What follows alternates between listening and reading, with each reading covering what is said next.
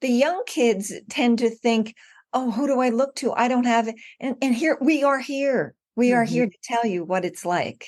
Yeah. Um, go to us, ask us things.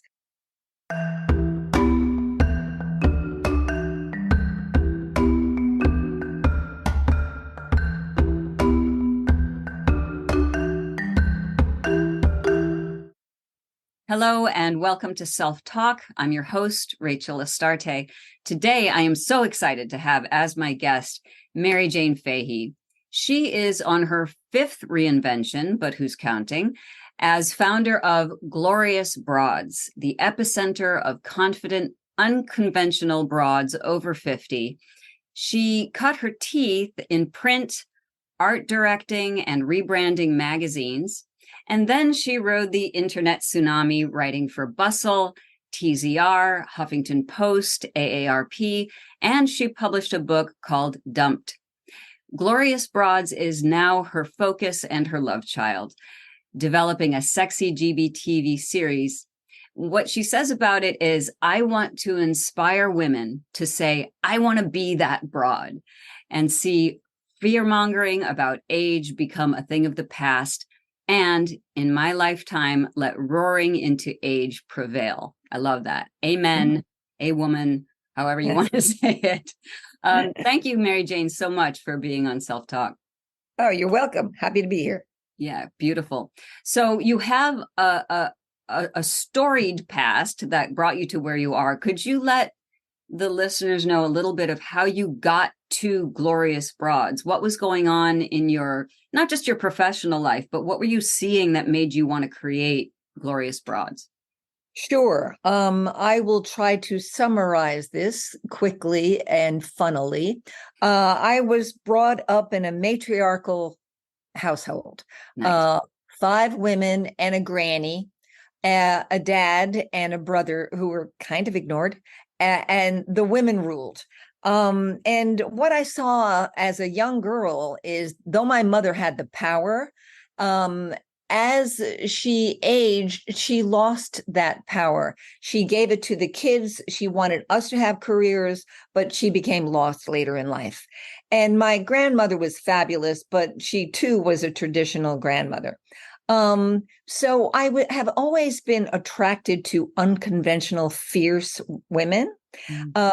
And I was attracted to start Glorious Broads by an obituary, oddly enough, of a woman named Clara Cox. I may be messing up that last name, but she had been a columnist for W. And it was just a picture. She was 90 years old. She had just died on a motorcycle, became a lesbian that year, wrote a book about her fabulous sex life. And it was just like, this is what I want to be. And so that was the inspiration. And here I am. Now I can't walk out my door living in New York City without meeting another glorious broad. But it's not just New York City, you know. They're everywhere. It may take a little pushing to get them to be fully glorious, but it's my mission. Yeah, I love that. I love that. And the inspiration coming from an elder woman, even more so, Yes. even though it was somebody that you never even met. So that kind of Yes. shows how powerful we can be without even having to know someone specifically. Yeah, it's true. I mean, I love my mom, but I saw her power deplete, and Yeah. I wondered why as a kid. Anyway, so Did I you see. ever find out? Did you ever talk to her about it? As a kid, she's no longer with us, but you lose those opportunities because she was truly lost later in life. I just mean, she cared more about her looks. We all care about her looks, but she got very bad surgery later in life and just got her values became confused. Yeah, Yeah, no yeah, talk. right. Um, Yeah, so one of the main topic I think that we wanted to talk about today, you already touched on, which is sensuality as we get older, over Yeah. 50, over 60, over 70, 80, right? My mother's 84. Oh, and she's Yeah. living? Oh yeah. Fabulous. Not only is she living, hang on a second. She directs plays. Oh, She writes for Audiophile magazine. oh, She's very, she's more active than I am, to be honest. oh. So Wow. yeah, Now and that's a she's living, amazing. breathing inspiration for you. Fabulous. 100%, a hundred Got a percent. couple of boyfriends or girlfriends or whatever in her life? You know what? You'll love this. She's like, I'm done. I'm done with that. Yes. Like And I'm I'll dig that focusing too. on me now. I'm Yes. focusing on me. But she did when she was in her 50s, 60s. Yeah, she was boyfriends all through my 20s and 30s. And they were lovely men, they were great people to have around. But she's very discerning, bless her. So, Yes. as Yes. well she should be. Yes. Yes. Yes. Yeah. So as we talk about this, and you interview these women, and by the way, I of course we're going to have your Instagram handle, which is at Glorious Broads. Go to the Instagram page, listeners, because it is incredibly inspiring, and that's how I found you. And so you're meeting these women and you're talking with them, and you've listened to so many stories about Yes. women's sensuality, sexuality as they get older. What, in your experience, do you think we as women in midlife need to know about our sexuality, our sensuality as we get older? Well, I think the common theme is that as we get older, we know ourselves more. We can demand more. I don't mean, but being clear with your lovers, whoever Mhm. they may be, Mhm. this is what I need in order to have an orgasm, in order for us both to have a pleasurable experience. I know when I was a young girl, I was more into the performance. I was a fabulous performer, Right. but I don't know how much I really, really enjoyed it because it was more about, getting a notch on my belt. Right. And the higher, the better. Kind of ridiculous. So I think it's like knowing yourself more, requesting more, or needing more, or saying it. And I think that is the major thing that I found. And also, I really respect that need or that demand for pleasure in our life. It may not be just sexual. You may just say, I've had it. But most of the women want it. Some of the women are willing to wait for the right cookie to come around, but a Mm-hmm. lot of them just go out and pick at a room. There's that confidence that you can get. Now, I'm not saying everyone, but a lot of older women can get. Mm-hmm. It's an irreplaceable thing when you really feel like, baby, I deserve this. So Yeah. that is what I think I have seen. That's what I've seen in common.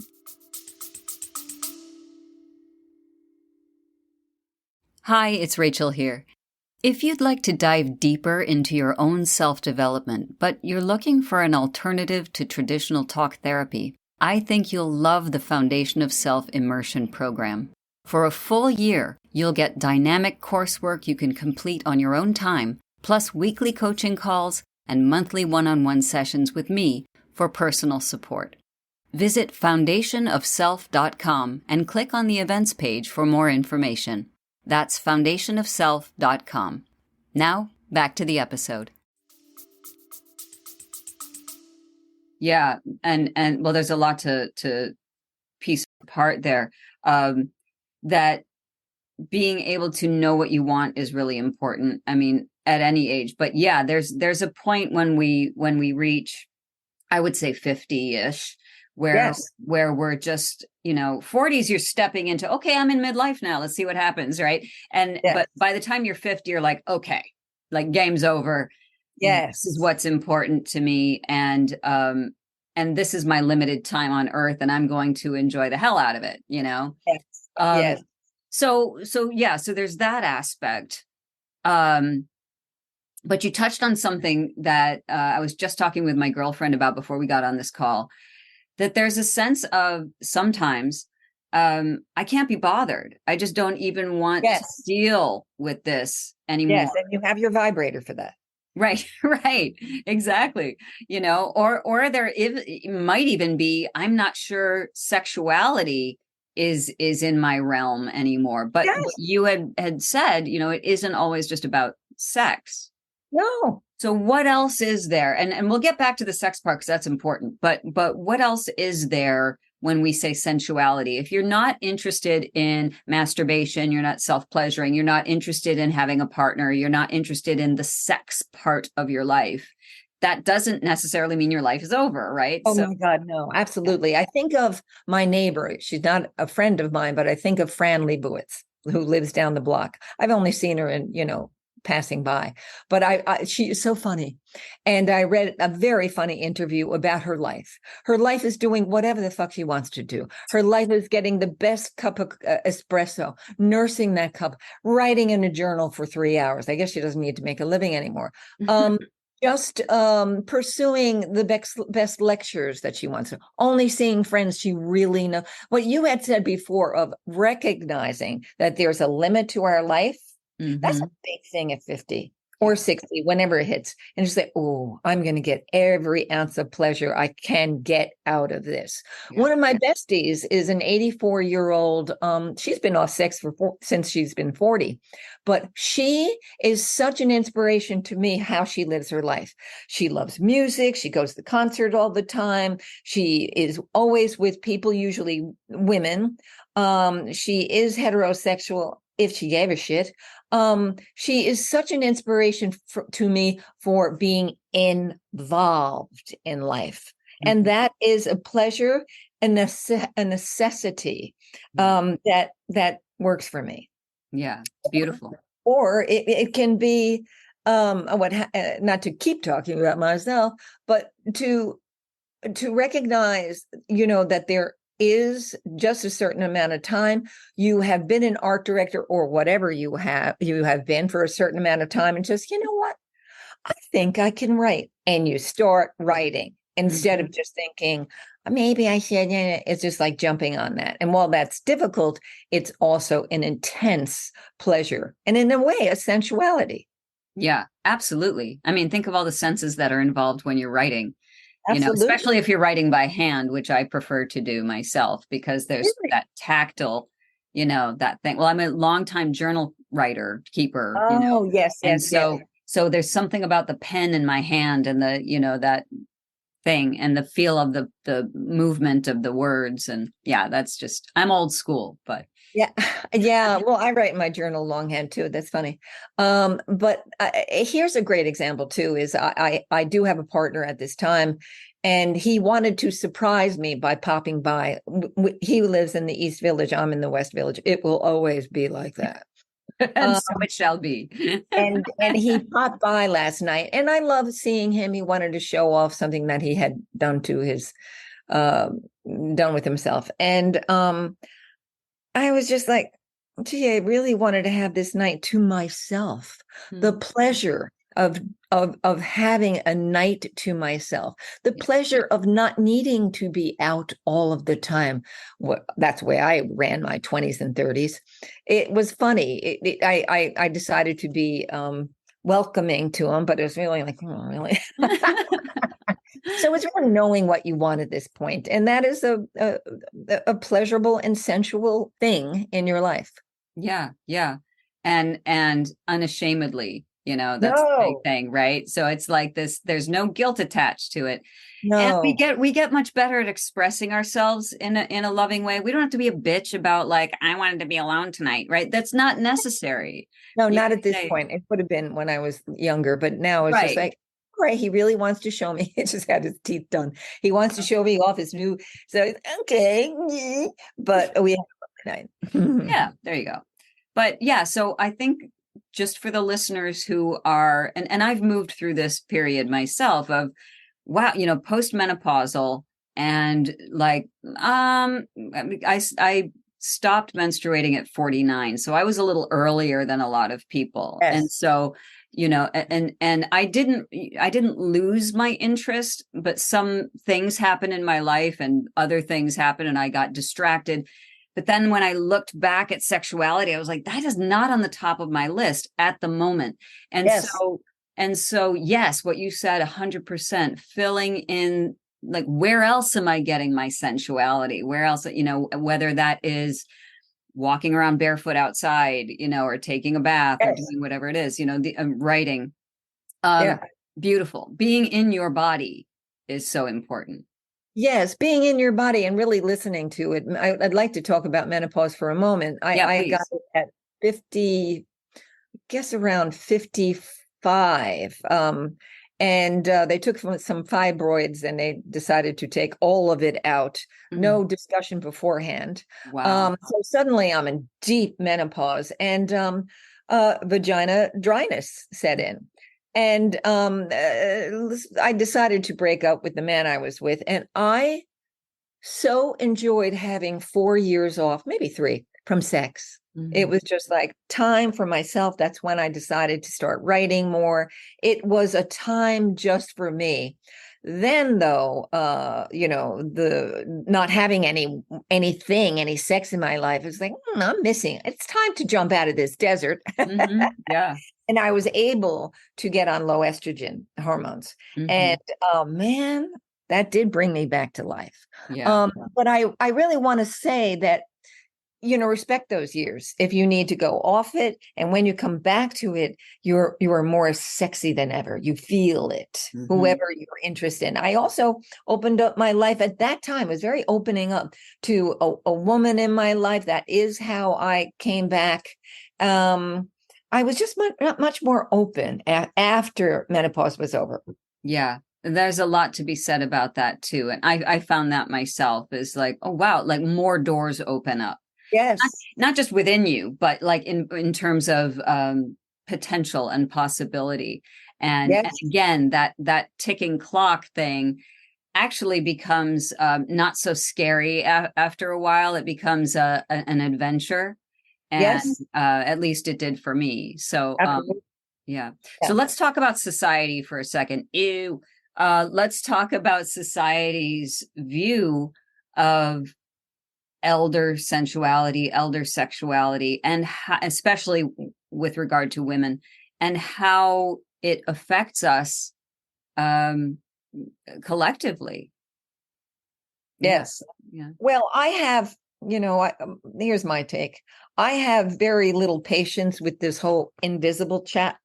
I think if you have decided you're visible, you're going to be visible. But the way society looks at aging and women, I take pride in how I look, and I don't. I mean, it's so important to be healthy in life, especially as you age, and as you remain healthy, you tend to be more sexual, more vibrant, more sensual. If people may, and they have made a judgment on me, I tend to laugh at it. And I do think that our age group is changing. We seem to be trending out there with the Golden Yes. Bachelor and all that. Yeah, I think yeah. it's great. When I went back online after my walking away from sexuality for a couple of years, I had no idea we were so hot. It was like, I think I was on Tinder and they were all over me for being a 55-year-old sexual being. But there have been times when I post something. I used to do this a couple of years ago. I was doing a little modeling and I would post something in a lingerie. And there were some, really mean comments. But I thought, that's your problem, darling, not mine. And I also like to remind people who are getting mean, you're going to be here someday, baby. That's right. You better get comfortable with it. I know. So that is my take. I think it all has to be coming from us, what we project, rather than giving speeches. It's really about, this is the way I live. This can be how you project being 50, 60, 70. Join me if you care to. Exactly. And yeah, remember, and I say this all the time, a community is only as healthy as the individuals that comprise it. So if you're going to do that inner work and do what you need to do to get yourself right with yourself and celebrate who you are at whatever age you are. But women our age who are, in midlife, are don't even realize the power that they have, because getting back to society, the messages that we have been told traditionally, it's that you are fading out. It's like your fertility is gone, your looks are going, whatever that means. Your looks are changing, Yes. but and that's something else that we might want to touch on a little bit, is getting used to the changes in our face, in our bodies. So here we are, hot little mamas in our 20s and 30s and even into our 40s, fucking like bunnies. And then slowly we're starting to notice things changing, not just the physical, the wrinkles and the sagging and the things aren't working the way that they used to work, and sometimes vaginal dryness or even vaginal atrophy. But like, I developed a back issue that affected my legs, which affected my sexuality.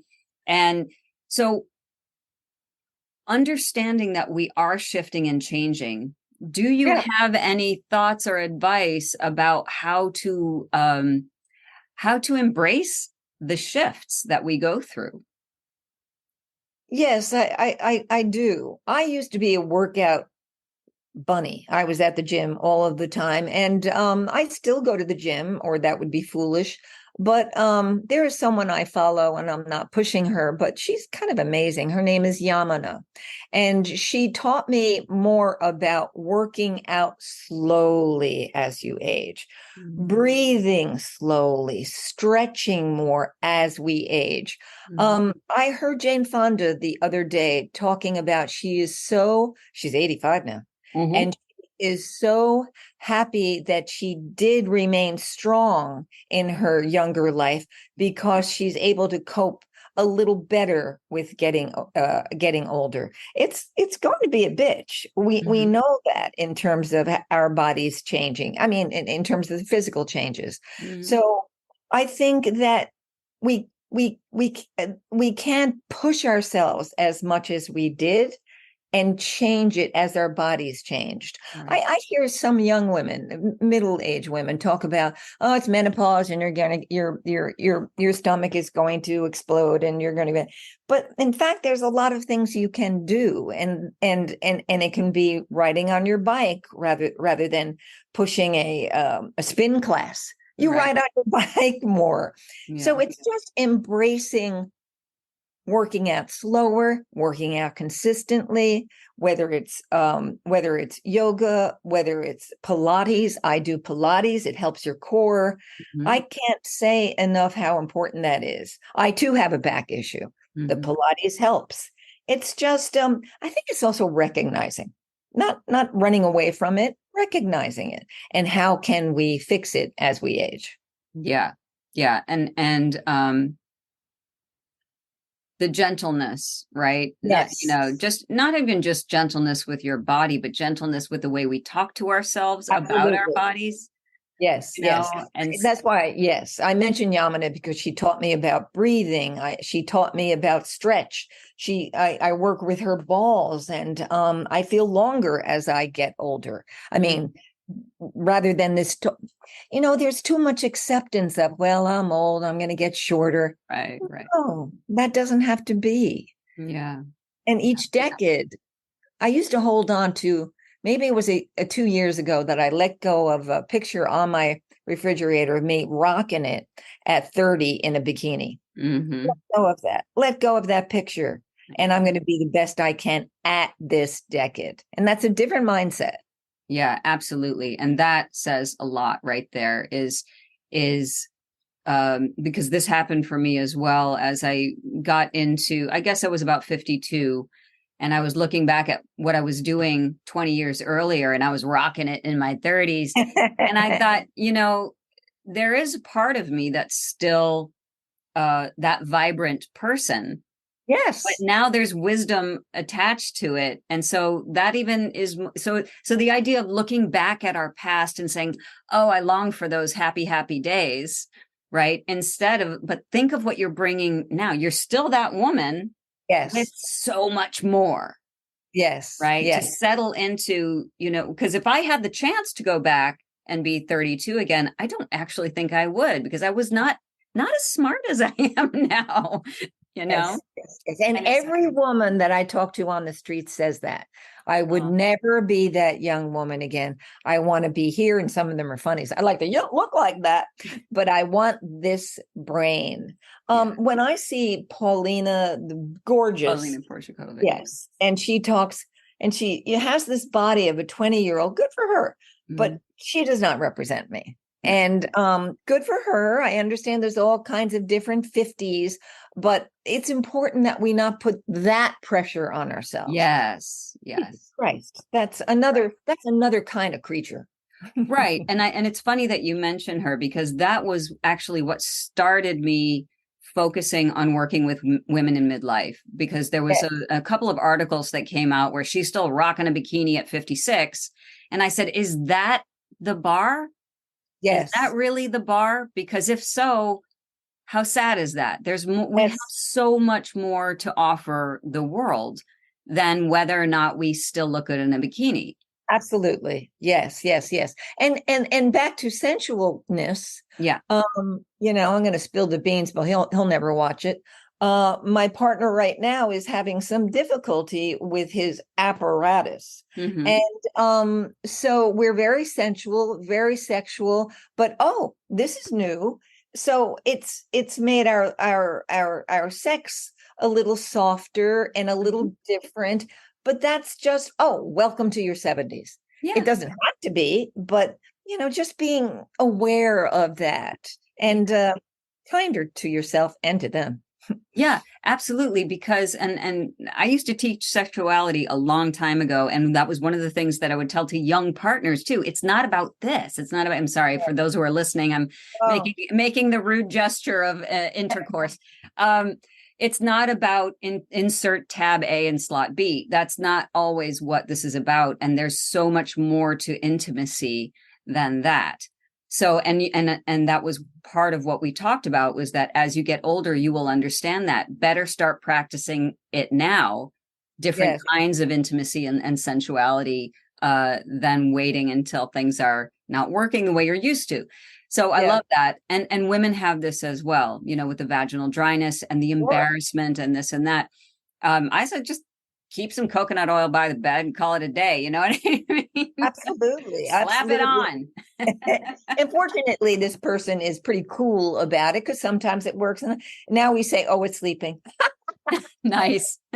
It's sleeping. But this is new to me. I'm used to a rammer, but there you go. Right. And then there's so much more that you can investigate and play with, it just, and I think that's also very expansive. So absolutely no shame there.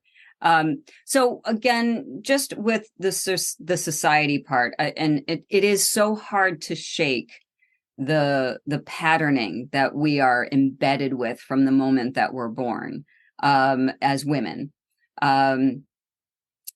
What are some things that you would advise women to do to counteract this really widely spread viewpoint of women losing their purpose after 40, or not being as vital to society? I mean, we all know it's bullshit, but it's ingrained, and whether we want it, we aren't constantly surrounded by our sisters reminding us that you're powerful. So when we're out in the world dealing with that, what are some ways we can overcome the message? Well, I am going to say I'm clearly a Jane Fonda fan, and I've just recently been obsessed with this podcast called Call Me Daddy. Okay. And look at it and look into it. It's run by a 28-year-old who calls herself Daddy. And she's fabulous. She had an interview with Jane, and Jane said it was the best interview she ever had. And she asked, Daddy asked Jane, what do you have to say about all of the expectations and aging? We're all scared shit. And Jane said, and I think it's helped me, talk to each other. Even if it's a Zoom call, talk to each other and power up each other, not fake power up.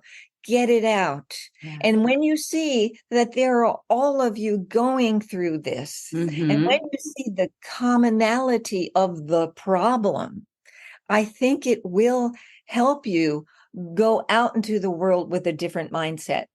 Not to push Glorious Broads, but I think the young women, and there are young women following us that are saying, oh, you're making me less afraid. Yeah. And I think that's so important to have each other, even if it's another website, even if it's a podcast like what you have, even if it's a drink with girls regularly. Yeah. I mean, girls that have soul, not bullshit. Yeah. Yeah, absolutely. And yeah, exactly right. And that is it right there. And also Glorious Broads, the fact that you have young women following you in a way is half the point. Absolutely. Because you need to see what your future could be if you choose it, right? Yes. You could choose to fall down the rabbit hole of feeling crappy about yourself, or you can step up and into your power and into your light, which is not woo-woo words. I mean that like we are vibrant beings, right? Yes. So we didn't have that necessarily growing up. We didn't. Right. We didn't. Yes. I just had that conversation with my partner over breakfast when he was saying, well, I was talking to a very interesting dinner I had the other night. It was called the Lioness Dinner. Very cool girls in their 20s. And I'm looking for a friend in their 20s because of Daddy. Daddy has inspired me to have a powerful 20-year-old. And I have different ages in my group and in my friends. I think that's really important to keep in. And the young kids tend to think, oh, who do I look to? I don't have it. And here we are here. We are here to tell you what it's like. Yeah. Go to us, ask us things. I mean, the wise ones. And I'm asking for the really, really wise and elders. My new best friend is 84 and 100. Yes. And they're out there. They're rare, but they are out there. Yes, absolutely. And so I think that is a great message. Wide range of awesome women in your group of people that you connect with, but also knowing, in this phase of life, knowing that we have other women in midlife to talk to. But go get yourself some elders. In my community, I have a community called the Awaken Women Mentors community. And and the whole purpose of this is to bring women in midlife together. And I just posted yesterday an assignment for all of us, which I called Adopt an Elder, which is go find a woman older than you and follow her on social media or learn about her. So my choice was Patti Smith. I've always loved her. And so she's my Jane Fonda. You know what I mean? The rocker, Patti? Yeah. Oh, I love her. Yeah, she's phenomenal. She's fantastic. Yeah, she's turning 77 in December.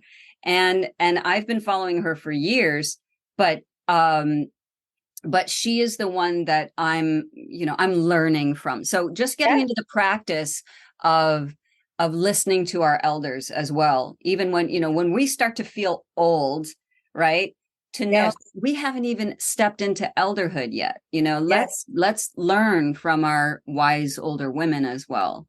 Yes. Yeah. So beautiful. So community is important. I think so. Getting your own shit together is important. Find your people. Beautiful. Originally when I start Glorious Broad, I was all into the elders, and of course I still am, but I like being in the stage I'm in right now. I have befriended this 84-year-old who is really my buddy. She's my martini buddy. Yeah, and this 100-year-old does tend to be on a pedestal for me. She's a 100-year-old and she still dances. I find that I'm doing less of my 84-year-old friend. I'm saying my friend. I'm doing less of, my Black friend, and just saying my friend. It's a very important change for me that we're just powerful women together. It's beautiful. I love the Patti Smith. I just heard, I'm going to do a little leap here, but I heard Martha Stewart on, she was being interviewed by Kara Swisher, who I love. Yeah. Yeah. And Martha was. I've always had my issues with. I don't care about the housing and perfectionist, but you know what? That is a powerhouse. Oh, She yes. was something else. Her curiosity. That's a big thing about getting older, whether it's sensuality, whether it's work, whether it's life, whether it's politics, that curiosity that will keep you kicking. Yeah. Yeah. Always wanting to learn more. And I'm not done yet. Right. That whole thing. Absolutely. Beautiful. Speaking of curiosity, how do you find the women that you interview on Glorious Broads on social media? Yeah. Well, I have two different avenues. On the website, I have my special girls. Those are the ones that I can't resist doing a 2,000 word piece on. But I found that not enough people were looking at the websites. I think websites are kind of over. But on Instagram, I like finding them on the streets, and that's pure guts. I do it with two young interns that I work with, and they're ball. And it's like, that looks like somebody, that looks like, and I would say 90% of the time, they're pretty freaking fabulous. And now I'm cheating a little bit, because if I meet someone and they're not available and it's getting a little chilly, I will make a meeting with them in advance, and they're always through somebody. I actually am going to start a nomination campaign on my Instagram. If you know somebody that's fucking fabulous, bring it on. I had it on the website, but that's what I mean. Websites, it's too clunky. Now, Instagram is great. DM me. So I like going through people, and also that's how I know I keep the diversity right. Whether it's race, whether it's age, whether it's gender, whether it's whatever. It's really important to me that we not be silver-haired models. Yeah, I love it. Okay, beautiful. So, Maryjane Fahey, thank you so much for being here. I could talk to you all day, but we do have to wrap up the show. Yes. And I will have your information in the show notes, but if you're on Instagram at Glorious Broads, pretty easy to find. Facebook as well. Yeah, Facebook, I'm just getting going on. We're just really starting but we're very much on TikTok too. Oh, and on TikTok. Okay, beautiful. Yes. And YouTube, it's glorious.broads. But I'll have all this in the show notes. Thank you so much for joining us today. This has been inspiring, and I encourage everybody who is in midlife listening to this, all the women, to go out and find yourself some girls, find some sisters. And pleasure up, girls. Yes, that too. Thank you. Have a good day. I love this.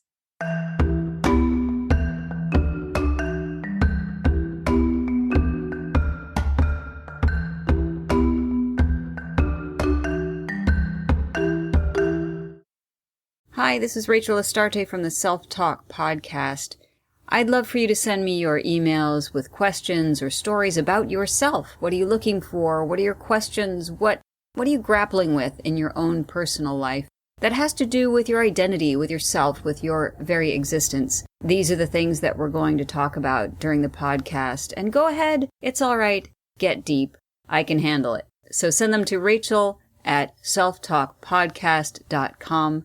And I'll see you on the next episode.